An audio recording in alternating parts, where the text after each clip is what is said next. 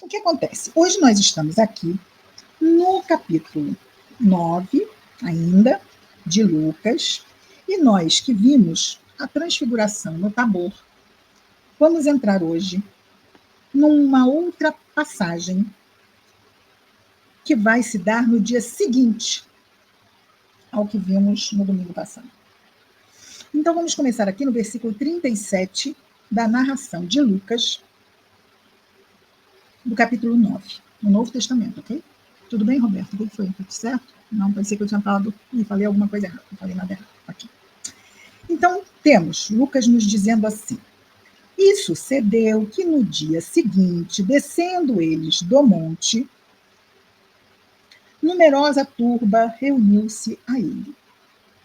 Eis que um varão, um homem da turma, bradou, ou seja, falou mais alto, né? Falou alto, dizendo: Mestre, rogo-te atentar para o meu filho, porque é meu unigênito, ou seja, era o filho único daquele homem. É o meu unigênito. E eis que um espírito o toma, e repentinamente ele grita, o espírito, o agita convulsivamente com espumejamento, ou seja, ele tem uma convulsão epiléptica, que é comum esse espumar, não é? Da convulsão. E se afasta dele com dificuldade, dilacerando-o. Por quê? Porque joga o jovem, não é? E joga no chão, e joga o jovem no chão, mas quem se machuca é o espírito, é o jovem, não é? No versículo 40, nós temos ele dizendo, ele entregou os apóstolos, entregou. Roguei aos teus discípulos que o expulsassem, o espírito impuro. Mas não foram capazes. Em resposta, disse Jesus: ó geração incrédula e pervertida, até quando estarei convosco e vos suportarei? Ó geração incrédula e pervertida. Geração. Ele está falando com um tipo de pessoas, não está? Na verdade, vejam, essa geração não é uma geração da carne. Não é milênio, geração Z, nada disso. Essa geração é a geração dos espíritos que habitam o mundo de provas e expiações. Espíritos imperfeitos. Imagina os imperfeitos de há 2000 anos atrás. Os imperfeitos de hoje já dão trabalho. Imagina os imperfeitos de 2000 anos atrás. Ó geração incrédula e pervertida. Isto é simplesmente o quê? Palavras fortes para dizer que esse pervertido é o imaturo. É o que faz coisas sem sentido nenhum, fora do, vamos dizer assim, do que faria bem. Seria alguém andar de cabeça para baixo? Faz sentido? Não faz sentido. Então, quando nós fazemos o contrário do que seria bom, seria perverter a realidade. Torcê-la e viver uma realidade que não vai cumprir o quê? Os objetivos para os quais essa realidade foi proposta, que é levar a criatura humana no bom caminho. Mas se ela não aderir com a sua vontade, o que adianta ter tudo a seu dispor? Os apóstolos poderiam curar o jovem? Tinham recursos para curar o jovem? Tinham recursos. Lembram que eles foram para aquelas cidades, 2 a 2, e que para isso Jesus deu a eles recursos de curar não só corpos, como também problemas espirituais, obsessões. Aqui temos uma severa obsessão, né? Uma subjugação. Jesus já tinha feito isto, mas interessante isso, né? Porque ali Jesus diz, vai lá, façam isso, eles veem todo o que acontece e vão se sentindo o quê? Respaldados. Mas aí veio alguém fora daquele contexto. Porque Jesus foi com 3, não foi? Pedro, Tiago e João, lá para o Tabor, para a transfiguração. O resto ficou aqui embaixo. Então foram esses, né? Foram buscados lá e aí? E aí? Jesus não está aqui? E aí, será que eu sou capaz? Será que eu... Não, acho que não. Não. Às vezes a pessoa faz, mas se não tiver o quê? Fé. E aí ele fala, geração incrédula. Porque primeiro ele traz a questão da fé. E depois ele fala da questão da imaturidade, capaz de perverter a realidade, que tem tudo para ser a melhor. A única coisa que faz com que não seja, somos nós. Porque ainda estamos nesta geração. Melhor que há 2000 anos? Sim, mas não ainda, vamos dizer assim, tendo superado esse período de imperfeição. Querida Regina, seja bem-vinda, minha querida. Bom, ó geração incrédula e pervertida. Mas ele está dizendo isso para quem? Para o povo que está em volta? Para quem ele está dizendo isso? Para o pai do jovem? Não, ele está dizendo isso exatamente para os apóstolos. Para os apóstolos, porque foram eles que foram buscados, que tinham recursos, mas não usaram os recursos porque não acreditaram que tinham condições. E isto é muito importante que acontecesse, porque nada acontece à toa ali naquele cenário. Tudo acontece porque Jesus está trabalhando o quê? Aquele grupo, para quando ele partir, eles possam fazer o que eles têm que fazer. Olha, mas ele só partiu para o alto do monte e eles já não podiam. Então, como é que ele vai embora? O que eles vão fazer quando Jesus for embora? Ele só subiu no monte e voltou. E eles foram buscados, mas não acreditaram que podiam. Complicado, né? Então, sendo assim, toda essa lição precisou acontecer. Tinha que acontecer. Para que essa lição ficasse extremamente marcada. Marcada e depois registrada. Para que nós também refletíssemos sobre a nossa fé e sobre como temos recursos para agir sobre nós, sobre a nossa vida, e muitas vezes podemos não acreditar que isso seja possível. Ó geração incrédula e pervertida, até quando estarei convosco e vos suportarei? Jesus está falando da crucificação? Ele não fala para encarnados. Jesus não está falando de geração de encarnados. Jesus está falando para nós sempre, espíritos imortais. Até quando... Isso é muito interessante. Por quê? Até quando estarei convosco? Ora, nós não sabemos, sabemos? Mas Jesus não sabe? Um espírito puro? Não sabe? Ele sabe. Mas o que ele está é nos fazendo pensar sobre a fé e sobre a nossa falta de fé e como isso pode nos prejudicar imensamente. Ele está dizendo, oh meu Deus, quanta imaturidade. É como se nós tivéssemos um filho de 30 anos, ou 40, ou 25, que não fosse 15, nem 10, nem 5, e ele agisse como um menino de 12. E nós disséssemos, meu Deus, até quando você não vai agir como o adulto que você já é? Por quê? Porque alimenta uma imaturidade. É bem típico, não é? Vemos em muitos jovens hoje. Não é uma crítica, é uma constatação. Em muitos. E é claro que nós não somos Jesus, né? Então nós estamos muito ligados ao que acontece.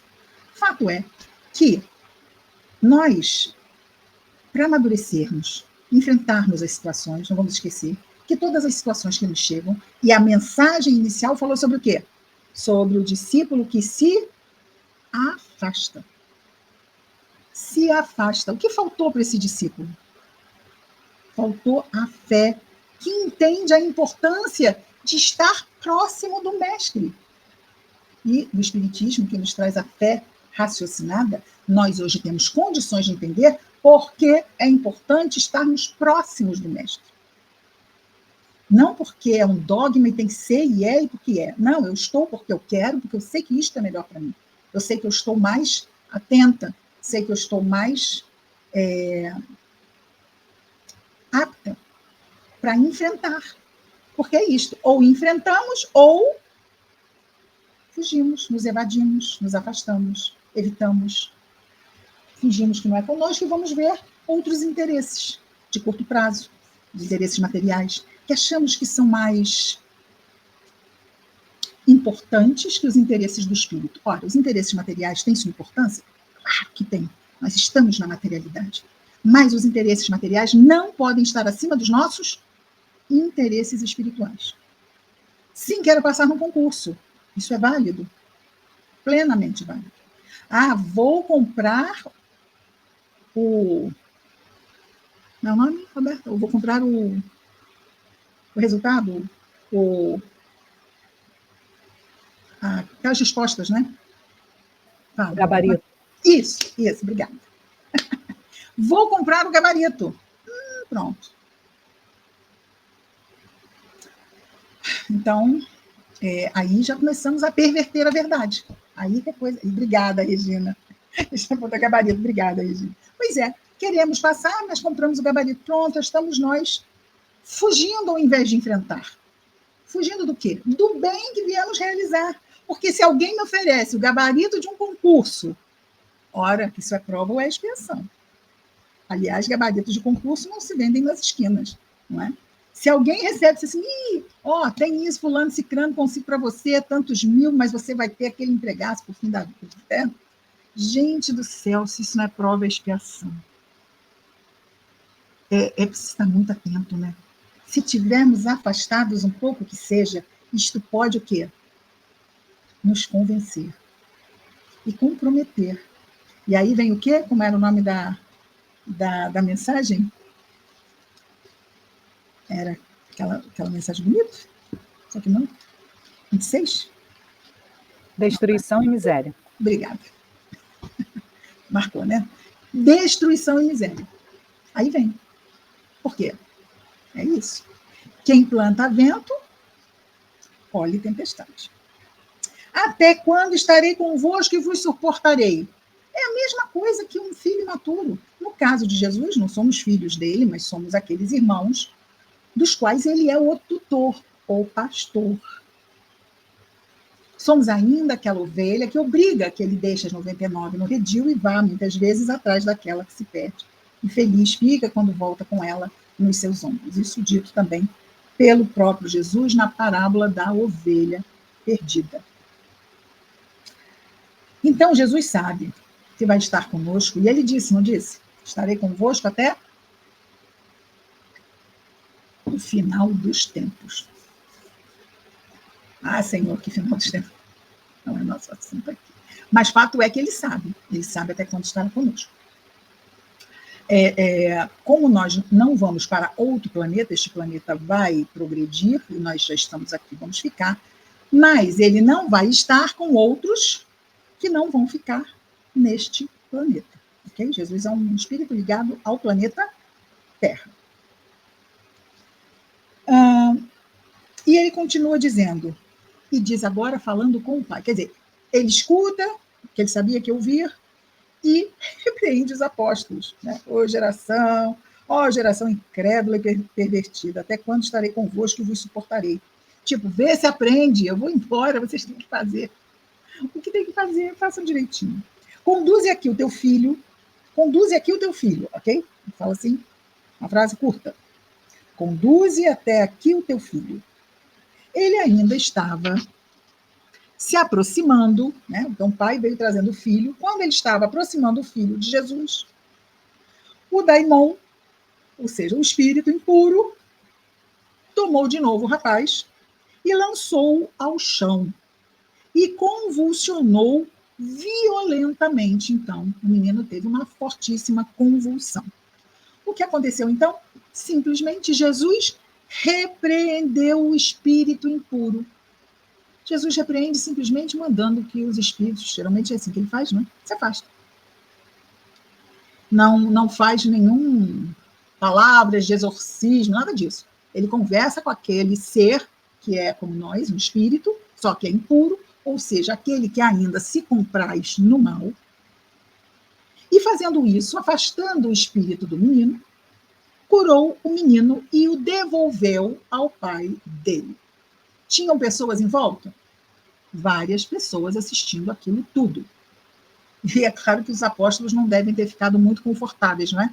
De serem assim repreendidos, mas foram para uma situação claramente que eles sabiam, né? Claro que a turba, não é? Que estava ali em volta não podia saber da história entre Jesus e os seus apóstolos, mas eles sabiam, entenderam bem ali o que Jesus, afinal, eles tinham recebido recursos para curar, foram procurados para curar e não curaram. Parece bem uma lição encomendada, não é? Como se Jesus tivesse, né, criado uma situação para que eles fossem procurados. Jesus sabia que eles não iam crer neles mesmos. E assim essa situação viria à tona. E ele poderia, então, fazer aquela advertência didática, que não era, porque não havia nenhuma perversão no sentido de maldade. O que havia era uma profunda distorção da realidade, porque para se ver a realidade era preciso utilizar a lente da fé. A fé também pode ser vista como uma lente. Muitos podem, que não ainda a desenvolveram, achar que é misticismo, que é bobagem, que isso é, vamos dizer assim, loucura. Muitos, né, Jesus disse que os seus discípulos seriam tidos como loucos. Né? Então, isso é coisa de maluco, isso é coisa de gente, vamos dizer assim, pobre de entendimento. Mas cada um pensa o que quer. Por quê? Porque o pensamento ele é livre. Cada um pensa o que quer.